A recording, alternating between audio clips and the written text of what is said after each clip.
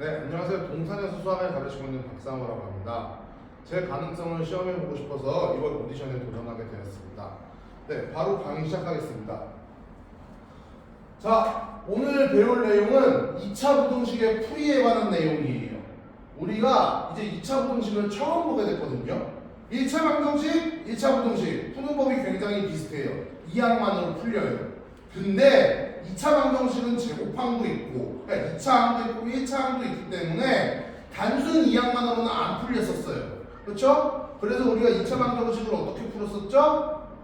근해 공식, 뭐 인수분해를 이용해서 풀기도 했지만 근해 공식을 이용해서 풀었었죠. 2차 부등식도 마찬가지로 근해 공식이라고 공식적으로 불리지는 않으나 근해 공식 같은 게 있어요. 그래서 그 근해 공식 결론을 먼저 말씀드리려고 해요. 자, 예를 들어 x-알파, x-베타가 0보다 크다라는 2차 부등식이 있다고 할게요. 분명히 1차식 두 개를 곱했으니까 2차식이고 부등으로 썼으니까 부등식이죠. 2차 부등식 맞네요.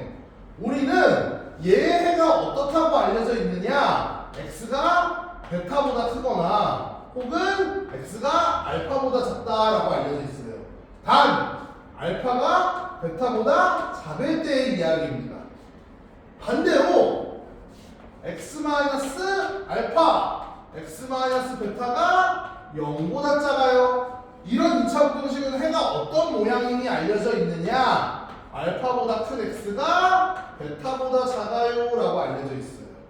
자, 예를 들어 무슨 말이냐, 우리 x제곱 마이너스 4x 마이너스가 0보다 크다라고 합시다. 얘 인수분해가 됩니다. x-5 x 플러스 1은 0보다 크다죠. 그럼 이제 알파 값이 마이너스 1, 베타 값이 5가 되는 게 아닐까요? 그러면 이 2차 부등식의 해가 x가 5보다 크거나 혹은 x가 마이너스 1보다 작다로 풀린다는 걸 알려져 있단 말이에요. 이해될까요? 얘도 마찬가지로 x제곱 마이너스 2x 마이너스 3이 0보다 작다라는 2차 부등식이 있다고 합시다. 얘가 x 마이너스 3 그리고 x 플러스 1 인수분해 된다는 게 알려져 있고 0보다 작습니다. 그러면 지금 이 2차 부등식은 모양이 얘랑 똑같은 거 맞죠? 1차식 두 개 0보다 작다 0보다 작다니까 해도 그대로 따라올 거라는 걸 얘기하는 거예요. 무슨 말이다? 베타 값이 3이고 알파 값이 마이너스 1이니까 해가 마이너스 1보다 크고 3보다 작다. 이렇게 적혀있을 거라는 소리예요. 이게 기본적인 2차 부등식의 풀이입니다. 여기까지 이해될까요? 아, 이 부등식은 모양이 얘랑 똑같으니까 해도 이 모양 그대로 갈 것이고, 이 부등식은 모양이 얘랑 같으니까 해도 이 모양 그대로 갈 거라는 거예요. 이해될까요? 여기까지 이해되신다 그러면 이제 2차 부등식을 대략적으로 풀 수 있어요. 다만 2차 부등식의 풀이법에 대해서 완전히 알기 위해서는 사실 두 가지 정도를 더 아셔야 돼요. 자, 첫 번째 뭐를 알아야 될까요? 이 풀이법이 왜 이렇게 되느냐, 그 이유, 증명을 아셔야 되죠. 그래서 증명을 할 건데 두 가지적 방법으로 증명을 하려고 해요. 첫 번째, 대수학적으로 증명을 하는 방법이 있고요. 두 번째, 기하학적으로 증명을 하는 방법이 있어요. 자, 대수학적인 방법을 먼저 봅시다. 대수학이란 뭐예요? 수화식의 성질을 이용해서 증명을 하겠다는 거죠. 자, 첫 번째, x-알파, x-베타가 0보다 크대요. 자, 우리 x-알파와 x-베타 사이에 생략된 부호는 무엇입니까? 곱하기예요. 즉, 이 식은 두 수를 곱했더니 0보다 크다는 거네요. 우리 두 수를 곱했더니 0보다 크다는 건 무슨 뜻이에요? 두 수의 부호가 같다는 소리죠. 즉, 플러스가 되거나 그것도 아니라면 마이너스가 될 거란 소리예요. 자, 플러스가 된다면 0보다 크다는 거니까 x-알파가 0보다 크다는 거 아닐까요? 마찬가지로 플러스는 0보다 크다는 거니까 x-베타가 0보다 크다는 것 같아요. 그러면 이항되면 x가 알파보다 크고 x가 베타보다 크다는 거죠. 두 수가 모두 플러스여야 0보다 큰 거 맞죠? 그러니까 이 두 가지 조건은 동시에 만족해야 돼요. 그래서 수직선을 여기가 알파, 여기가 베타라고 할 때 알파가 베타보다 작겠으니까 왼쪽, 오른쪽에 위치하는 거고요. 알파보다 크다, 베타보다 크다. 겹치는 부분이 여기네요. 그래서 여기서 x가 베타보다 크다라는 해가 나오는 겁니다. 이해될까요? 그럼 이 부분도 마찬가지로 살펴보면 마이너스라는 거는 0보다 작다는 거잖아요. x 마이너스 알파가 0보다 작다.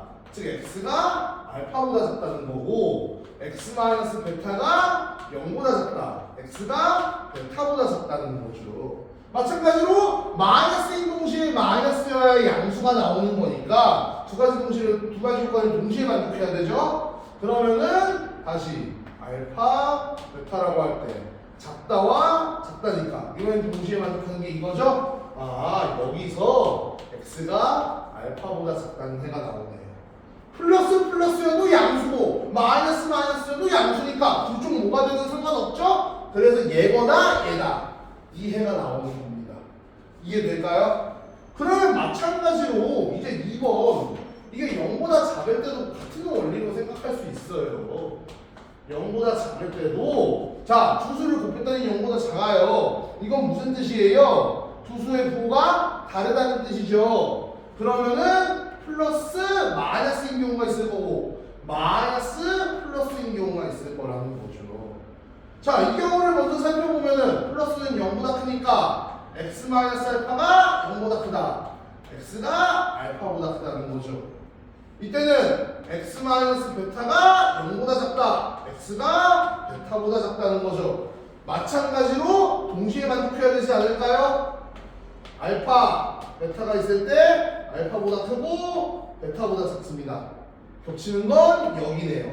그래서 여기서 이런 해가 나오게 되는 겁니다. 이해될까요? 이 경우는 x 마이너스 알파가 0보다 작다. x가 알파보다 작죠? x 마이너스 베타가 0보다 크다. x가 베타보다 크죠. 마찬가지로 두 조건을 동시에 만족해야 되는데 알파, 베타 알파보다 작아요? 왼쪽으로 갈 거예요. 베타보다 커요? 오른쪽으로 갈 거예요. 겹치는 범위가 없죠? 아, 여기서는 해가 안 생기기 때문에 얘는 유일하게 이것만 존재하는구나. 그래서 이거 하나만 있었습니다. 이해될까요? 자, 이게 대수학적인 증명이에요. 장점은 간편하다면 간편하다는 거고 단점은 앞으로 우리가 2차 부등식 말고 3차 부등식, 4차 부등식도 생각할 건데 차수가 높아진다면 1차식의 개수가 많아진다는 거죠. 그때마다 부호를 생각하기에는 경우의 수가 너무 많아진다는 거죠. 그걸 일일이 생각하기가 너무 번거롭다는 거예요. 그래서 기하학적인 증명이 나와 있습니다. 기하학적인 증명이 나와 있어요. 자, 기하학적이란 건 무슨 뜻이냐? 그래프를 통해서 살펴보겠다는 거예요. 자, 첫 번째 x-알파, x-베타가 0보다 크대요. 얘를 y라고 두고 얘를 y라고 둡시다. 그럼 y는 x-알파, x-베타는 뭘 뜻하는 겁니까? x축과 알파와 베타에서 만나는 2차 함수를 뜻하는 거죠. 단축차 항에서 양수니까 r을 고르게 거고, 즉 이렇게 생긴 2차 함수를 뜻하는 겁니다.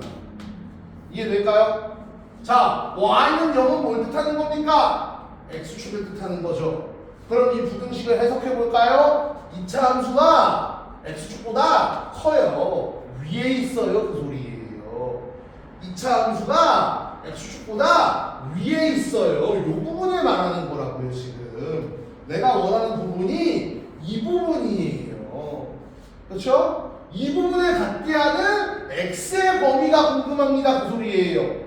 이 부분을 가지려면 알파보다 왼쪽에서 이 부분을 갖지 않나요? 그러니까 여기서 x가 알파보다 작다가 나오는 거고, 이 부분을 가지려면 베타보다 오른쪽에 있어야 되잖아요. 그러니까 x가 베타보다 크다가 나오는 거고, 그래서 얘가 이 해가 된다라는 거죠. 반대로 생각해도 마찬가지예요. 반대로 생각하면은 2번 x-알파, x-베타가 0보다 작다는 거잖아요. 자, 마찬가지로 y로 두고 y로 두세요. 그려지는 것은 똑같습니다. 다만 2차 함수가 x축보다 아래에 있다. 나는 이번에는 어떤 부분을 원해요? 이 부분을 원하는 거죠. 이 부분에 갖는 x x값의 범위 이게 궁금하다는 거죠. 알파부터 베타까지. 그러니까 나는 이제 이 부분에 해가 뭐가 나온다? 알파보다 큰 x가 베타보다 작다. 이렇게 나온다라는 거죠. 여기까지는 이해될까요? 그러면 풀이법에 대한 증명이 끝났고 두 번째 알아야 될 게 있어요. 자, 두 번째 알아야 될 건 뭐냐? 지금 이것만 가지고 풀이법을 완전히 알았다고 할 수 없어. 왜 그래요? 내가 지금 여기에 적어놓은 2차 부등식들은 모두 뭐가 돼 있는 형태예요? 인수분해가 돼 있는 형태예요. 그런데 우리 모든 2차식의 경우 인수분해가 된다고 장담할 수 있습니까? 아니요, 그건 아니에요. 그럼 이제 이런 질문이 들어와야 정상이라는 거죠. 선생님, 인수분해가 안 되는 2차 부등식은 어떻게 합니까? 그런 것은 과연 풀 수 없는 것입니까? 이런 질문이 들어와야 정상이고 나는 뭐를 얘기해야 된다? 인수분해가 안 되는 2차 부등식의 풀이법을 얘기해야 된다는 거예요.